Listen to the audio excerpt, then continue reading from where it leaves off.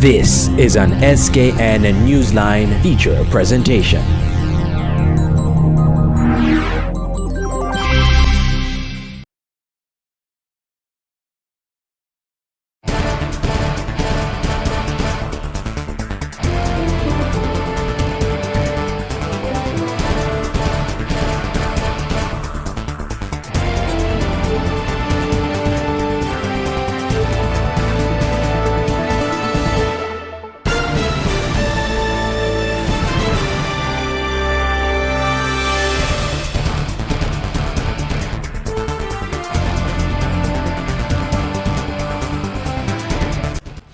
I'm Andre Huey, and welcome to St. Kitts Nevis Votes 2020, the show that profiles and previews the upcoming elections on June 5th. Today's edition will be looking at Nevis 9, the constituency held by Premier Mark Brantley, his challenger Dr. Kelvin Daly of the Nevis Reformation Party. But before we get into that, here is the election news.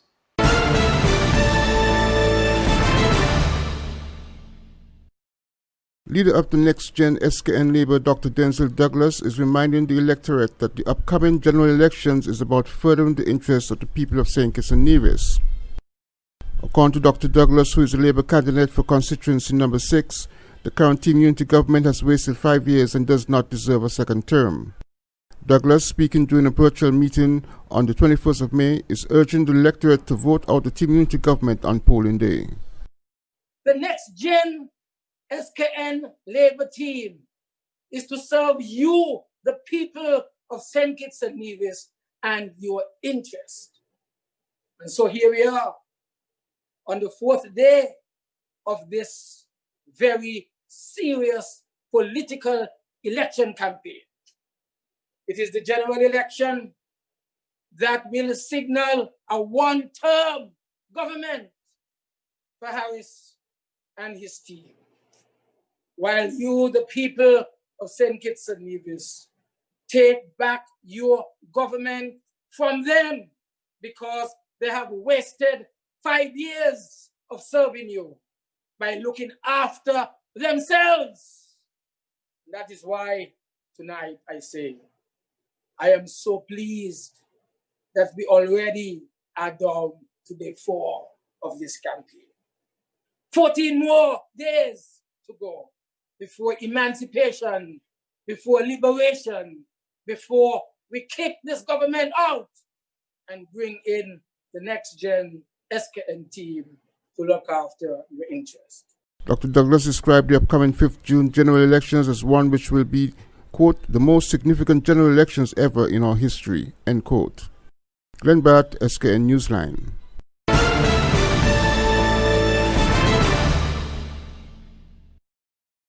The launch of Donald Powell as the People's Action Movement's candidate in the June 2020 general elections came with the disclosure of several initiatives he intends to implement should he be elected to serve.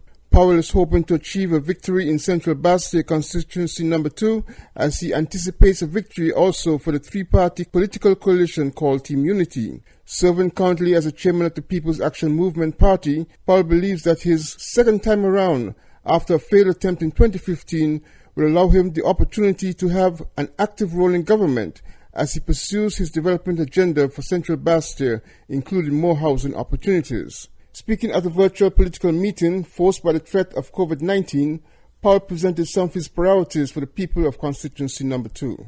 The spirit of the school motto is what is also driving my vision to construct a boardwalk across the Irish Town Bay Road. Not just to protect the Bay Road and the houses on the Bay Road. If you live down there, you know when we get a hurricane, we get storm weather, it's seawater and sand in your front room. But a boardwalk that will beautify and uplift the people of Central Bastille and Irish Town in particular. You heard of the brand new ferry terminal that we got. Something that I advocated for and campaigned for. Thank you, Patches Liebert, for the assistance in providing that. Thank you, Patches Liebert, for the soon-to-be completed West Line bus terminal. Another promise that I made. Not elected, but have completed. And so I want to continue that development in Central Bastille with a boardwalk Because Irish Town is the front door to St. Kitts and Nevis when you come by sea. Whether you're coming on a boat from Nevis or you're coming on a cruise ship as a tourist, that is the first thing you see. Paul pointed to infrastructural development for Central Bastille that he had advocated for before the 2015 general elections that included a new ferry terminal and a West Line bus terminal as indicators of his influences even though he was not elected to serve in Parliament. Glenn Barth, SKN Newsline.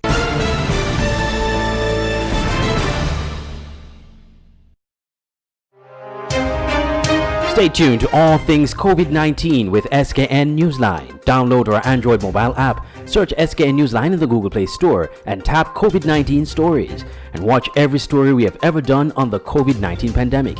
You can also visit our website, www.sknewsline.com. Tap on the COVID-19 link and watch all our COVID-19 stories in our YouTube playlist. SKN Newsline, keeping you abreast of all things St. Kitts and Nevis and COVID-19.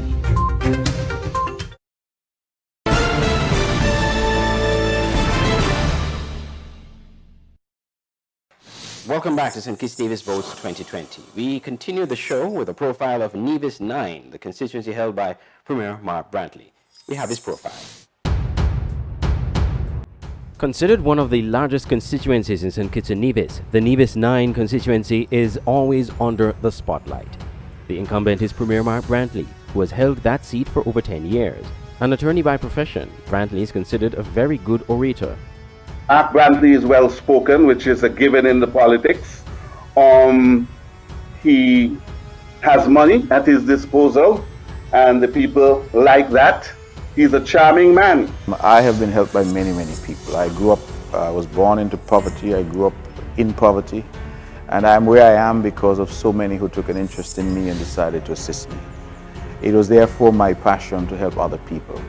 And we can help in different ways. I chose politics as a path where we can frame policy, we can create and put into action ideas that are beneficial to our people. And so that was what I sought to do.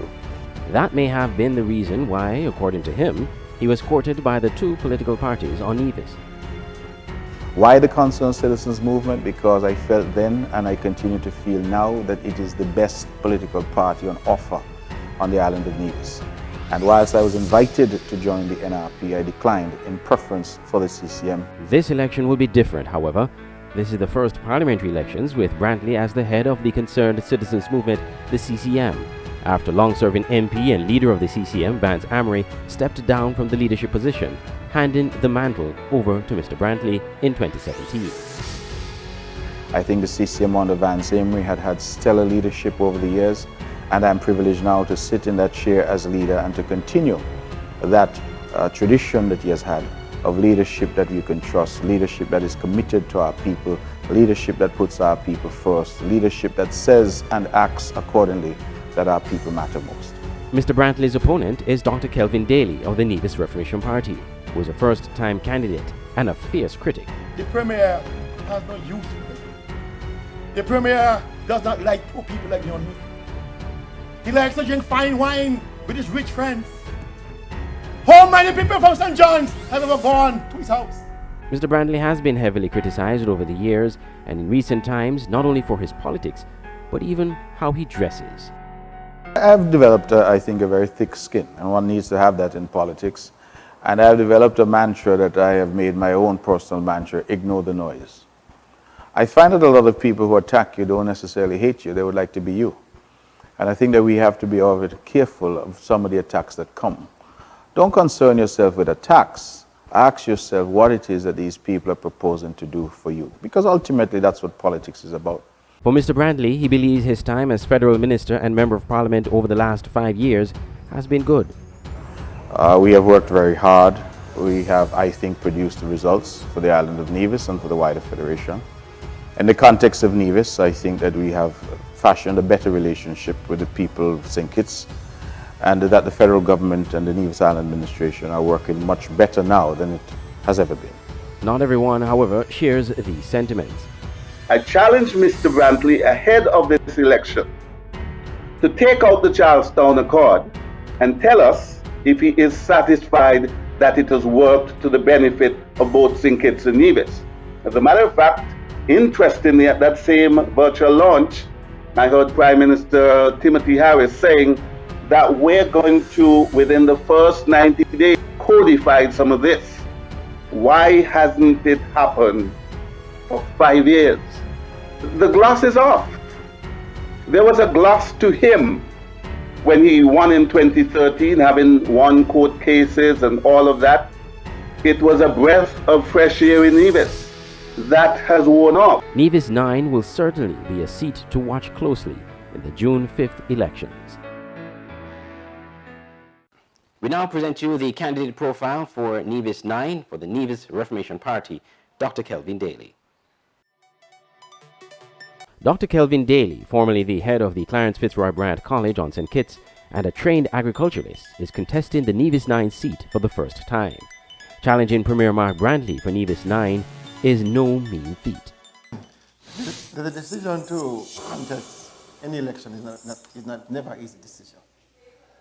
Given the dressing down, the examination that you go through as a candidate, you know, he has dissuaded a number of persons from entering, persons who could fully represent a government.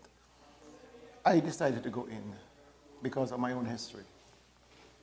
And I surmise that if what occurred to me, what was done to me, as being as trained as I am and as well accomplished as I feel I have been, what becomes of the regular guy in the road, the John Bob, as we like to say?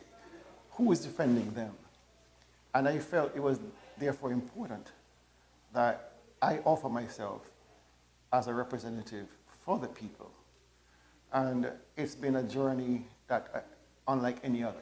But Dr. Daly seems ready for the challenge. His lack of political experience is somehow not a deterrent to some divisions. Dr. Kelvin Daly has been a very hard worker. He is hitting the pavements and he's putting ideas out there which are refreshing, that I haven't heard for a long, long time. You may know Nevis well, and most people live in about 3/4 of the island. But the southern part of Nevis is totally barren country, acacia trees, which we call kusha, no road, and he is advocating that a road be built from, say, Long Point, which will take you right across the country to Butlers in the east. That would open up the country for development. It is that kind Nevis is looking for a forward thrust. You know, he's a bright guy, he's able, he's a good politician from what I see, you know. Listening to him and he's confident and stuff, but I don't think he could beat, man. Foremost amongst his plans, if elected, includes revitalizing the Bath community, providing jobs and housing. The most pressing issues are jobs. Whether those jobs are created from entrepreneurship or those jobs are created by you working for an employer. In both instances, we have seen that growth. There are too many students leaving school with no opportunity. When they come back from university, they get very little opportunity. I am very confident, extremely confident. I have met with so many youth in our society. Last night I met with a group of 20 young men, and they called me to the meeting. I didn't call it. They called me and said, Mr. Daly, we're behind you. We've heard your message. This time around, St. John's will be a toss-up. Inroads will be made. I won't predict a winner, but Dr. Kelvin Daly is going to make a very, very strong showing.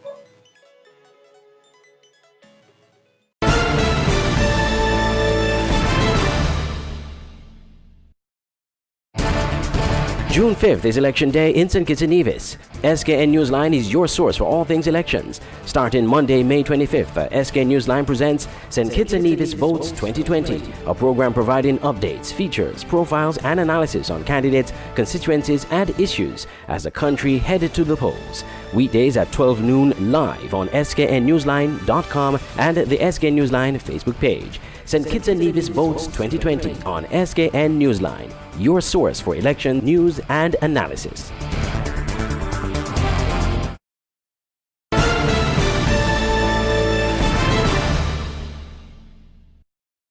Welcome back to St. Kitts Nevis Votes 2020. Well, as part of our show, we always do an analysis, crunching the numbers, looking at the history of each of the constituencies that will be part of the June 5th elections. And so to do that, we join political pollster Peter Wickham in a previously recorded interview. All right, well, let's talk about Nevis now. Let's start with number 9, which is right now held by the incumbent Mark Brantley, Premier of Nevis. And he's up against a new challenger in Dr. Kelvin Daly. Your numbers, and of course you did say that you believe number 9 and number 10 will go the way it is right now, which is the Concerned Citizens Movement. But based on your reading and based on the numbers you have, will there be any swing of any sort or any eating away of the margin from the NRP?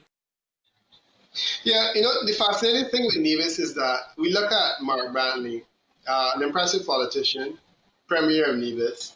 At the federal level, he gets in with 54% of the popular vote. Excuse me, it's interesting that you compare him with Vance Amory, who was sailing off 71% of the popular vote. So Mark Brantley has clearly been struggling a bit over the years.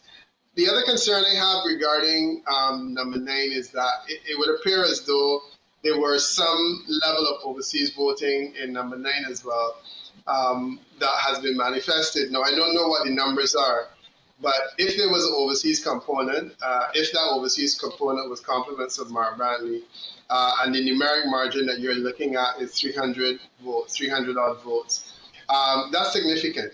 I don't expect Brantley to lose, but I do expect that Brantley's going to have to fight this time a lot harder than he would have in the previous election. And I also expect that the result there is going to be probably as marginal as it was before. The swing that would be needed to change things would be a 4% swing in the other direction. Consistent with my expectations nationally, I don't see that materializing. So my sense is that the swing will be going in the other direction. So we may see some strengthening of Brantley a little bit, but perhaps not too much. And that's how I'm seeing that working. Again, an impressive politician.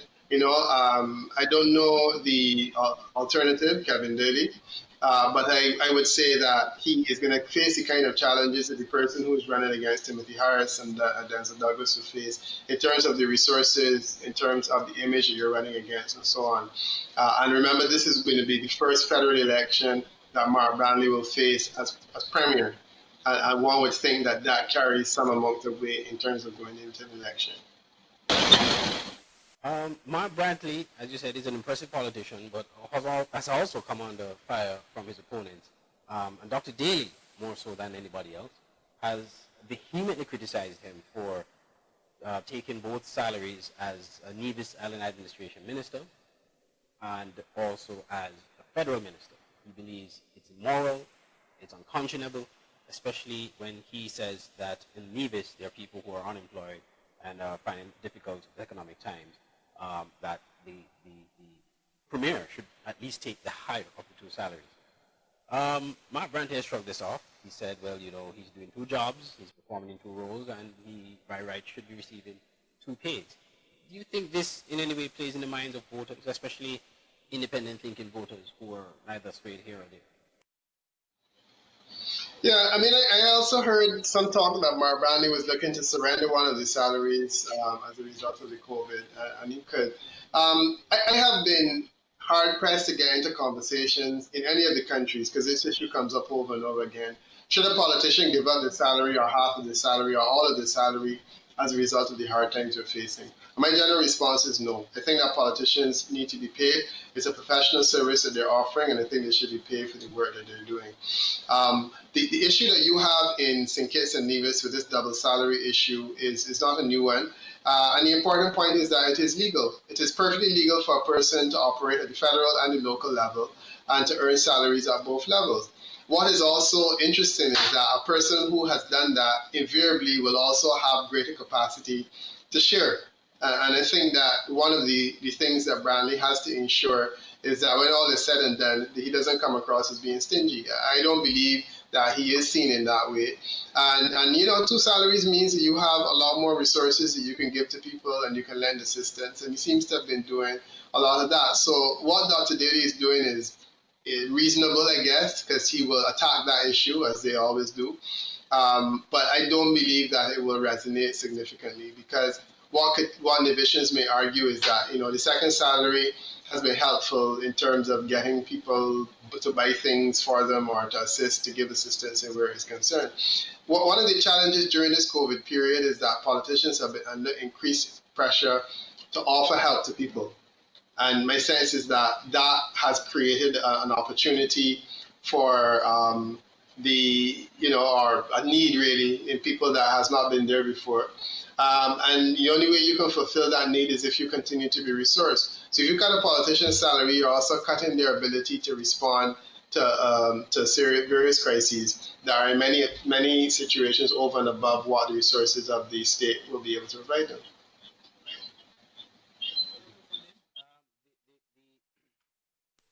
There's also a thought, and which has also been expressed by the concerned citizen movement, that attacking Mark Brantley always works against them.